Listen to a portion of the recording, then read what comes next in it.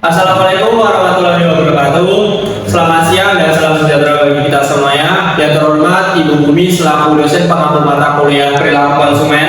Nah, di sini kami dari kelompok 5 ingin mempresentasikan hasil dari proyek kita dengan judul analisis perilaku konsumen digital mahasiswa dalam penggunaan e-commerce. Nah, dari kelompok 5 ini perkenalkan saya Nurul Anwar dan rekan saya Abdullah Syafati. Saya Muhammad Syafati. Saya Muhammad Syafati Arif.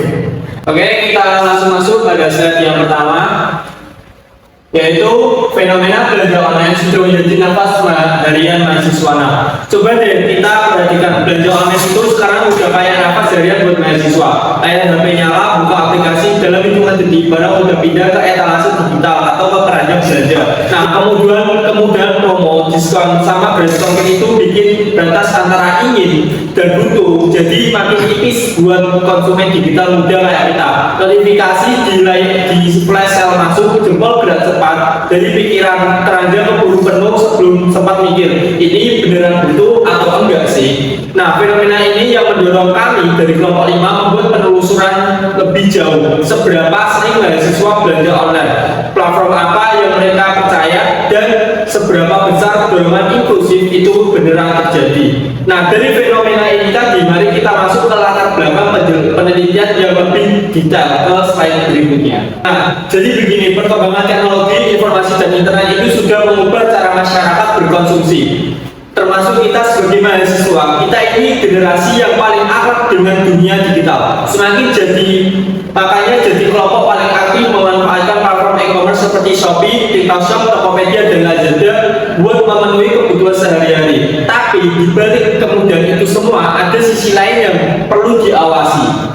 Dorongan iklan, promosi, dan tren media sosial itu bikin kita nggak sedikit dari kita yang akhirnya beli barang tanpa merencanakannya dengan matang. Makanya penting banget buat kita memahami pola perilaku konsumen digital lebih dekat lagi.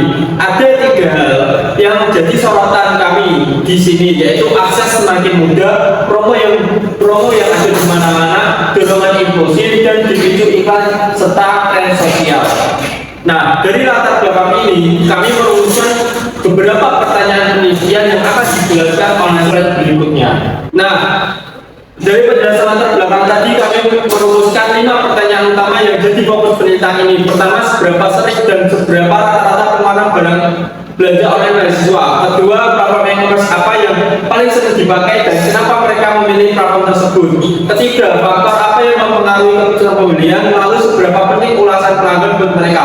Keempat, bagaimana pelanggan pembelian impulsif mereka dan apa penyebabnya. Dan yang kelima, strategi cerdas apa yang mereka terapkan supaya pengeluaran belanja online bisa lebih hemat. Kelima pertanyaan ini akan menjadi panduan kami selama proses penelitian, mulai dari wawancara sampai ke analisis data. Setelah itu rumusan masalah, kita lihat sekarang apa tujuan dan manfaat dari penelitian ini.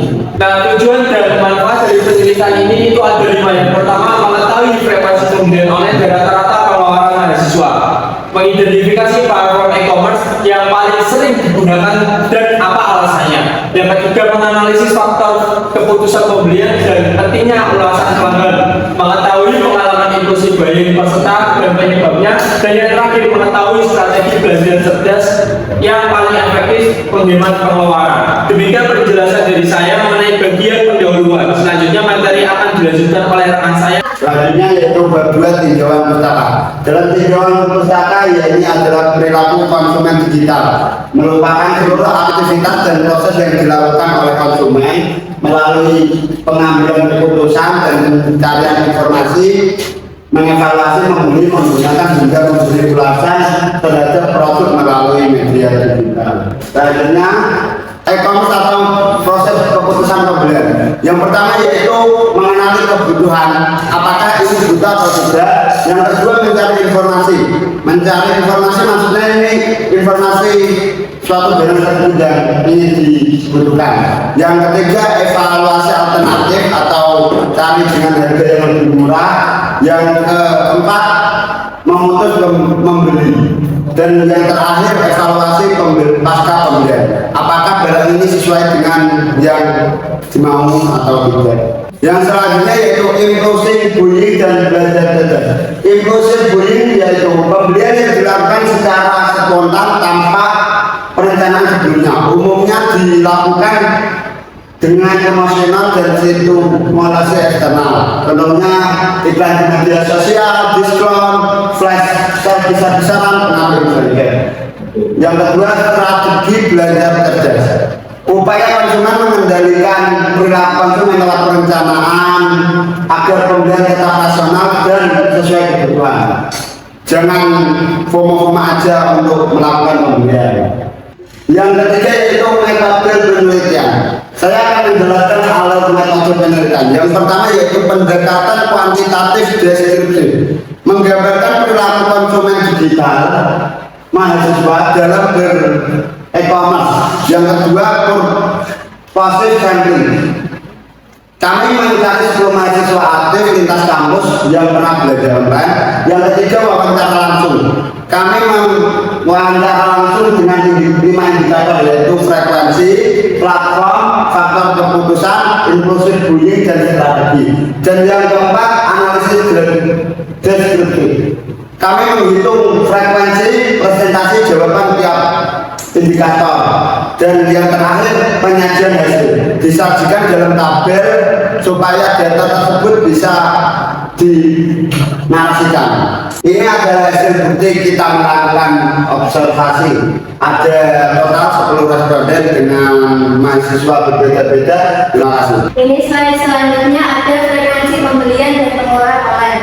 Jadi di sini untuk frekuensi pembelian per bulan dari 10 responden, ada 1 orang yang mengaku tidak pernah berbelanja online dan 5 orang belanja 1 sampai 2 kali sebulan dan 4 orang belanja 3 sampai 5 kali sebulan. Dan untuk pengeluaran dari mayoritas responden tidak sampai 500.000. Jadi rata-rata di 100.000, 100 sampai 300 dan 300 sampai 500. Dan next, ini ada platform e-commerce yang digunakan. Jadi dalam penelitian ini kita menggunakan beberapa platform online yang diteliti, ada TikTok Shop, Shopee, Tokopedia, Blibli, dan Lazada. Dari data yang kami kumpulkan, Shopee dan TikTok sama-sama dipilih oleh 5 dari responden. Di slide selanjutnya ada faktor keputusan pembelian online. Jadi berdasarkan data pada slide ini, promo dan diskon jadi faktor yang paling dominan karena responden memilih 5 dari 10 responden, jadi 50%-nya. Artinya promo dan diskon jadi nomor 1 di antara semua faktor yang ada. Oke, next. Lanjut perilaku inklusif baik. Jadi dari 10 mahasiswa mengaku pernah melakukan pembelian online tanpa perencanaan sebelumnya. Jadi data menunjukkan 90% mahasiswa melakukan inklusif baik. Angka ini menegaskan bahwa dorongan promosi digital, iklan media sosial, dan diskon besar masih menjadi alasan paling kuat untuk memengaruhi keputusan belanja mahasiswa. Slide selanjutnya ada penyebab utama pembelian inklusif. Berdasarkan data ini, penyebab utama pembelian inklusif yang paling besar adalah iklan media sosial, yaitu 40% atau 4 responden memilih iklan media sosial, dan disusul oleh diskon besar sebanyak 3 orang memilih, dan sementara flash sale, gratis ongkir, dan pengaruh influencer masing-masing hanya disebutkan oleh 1 responden. Oke, kali ini saya akan membahas slide ke-16 yaitu menjelaskan strategi yang diterapkan responden sebelum melakukan pembelian online. Nah, di sini lebih cenderung ke membuat daftar kebutuhan terlebih dahulu. Apa yang dibutuhkan konsumen. Lalu yang kedua, 40%-nya itu membaca alasan produk. Lalu yang ketiga, membandingkan beberapa toko dari toko A, B, C. Yang keempat, membandingkan harga. Jadi responden kita tidak tertuju kepada harga karena adanya kebutuhan. Lalu yang kelima, menunggu promo. Jadi responden kita tanpa menunggu promo. Jadi di sini ada frekuensi belanja dengan pengeluaran terkendali. Mayoritas mahasiswa yang kita wawancari itu ada 50%, belanja 1 sampai 2 kali sebulan dengan pengeluaran dominasi kurang dari 100.000. mengindikasikan penyesuaian terhadap kemampuan finansial. Hal yang kedua, loyalitas berbagai kedua platform dari Shopee dan TikTok. Di sini sama-sama kuat karena didorong oleh promo gratis ongkir di satu sisi dan live shopping di sisi lainnya. Terus yang ketiga, promo tetap jadi raja pertimbangan. Jadi di sini promo menjadi pertimbangan dari konsumen untuk memilih platform Shopee atau TikTok. Lalu yang keempat, eksklusif beli masih tinggi. Jadi di sini 90% pernah membeli tanpa dana, terutama akibat media sosial. Yang kelima, namun kesadaran nasional mulai tumbuh. Jadi di sini membuat daftar kebutuhan ekspor kita itu 50%. Dan membaca alasan 40% dari ekspor kita menjadi strategi paling umum adalah mahasiswa online yang menggunakan kursus dengan pendanaan. Ini menjelaskan menyoroti 6 insting utama yang paling menarik dari hasil penelitian kami terhadap responden kita. Di sini yang pertama 1 sampai 2 kali per bulan frekuensi perjalanan umum dari kalangan mahasiswa yang telah kita wawancarai. Lalu yang kedua 100.000 ini rata-rata nominal yang telah dikeluarkan oleh audiens kita. Lalu yang ketiga Shopee dan TikTok Shop. Jadi dua platform tersebut menjadi pertimbangan. Lalu yang keempat, promosi diskon. Ini faktor paling dominan dalam keputusan pembelian hingga 50%. Lalu yang kelima, 90% eksklusif. Hampir semua konsumen pernah membeli tanpa anggaran. Lalu yang keenam, daftar kebutuhan. Jadi strategi belanja kita paling banyak ditetapkan 50%. Lalu yang selanjutnya ada kesimpulan. Mahasiswa merupakan konsumen digital yang aktif memanfaatkan e-commerce untuk memenuhi kebutuhan sehari-hari. Mayoritas belanja 1 sampai 2 kali per bulan, pengeluaran di bawah 100.000. Dia memilih Shopee dan TikTok untuk pembelanjaan karena ada banyak diskon. Lalu perilaku impulsif ini masih tinggi 90%, didorong iklan media sosial. Dan diskon saat mahasiswa mulai menerapkan strategi belanja yang lebih rasional, seperti membuat daftar kebutuhan dan membaca alasan produk sebelum membeli.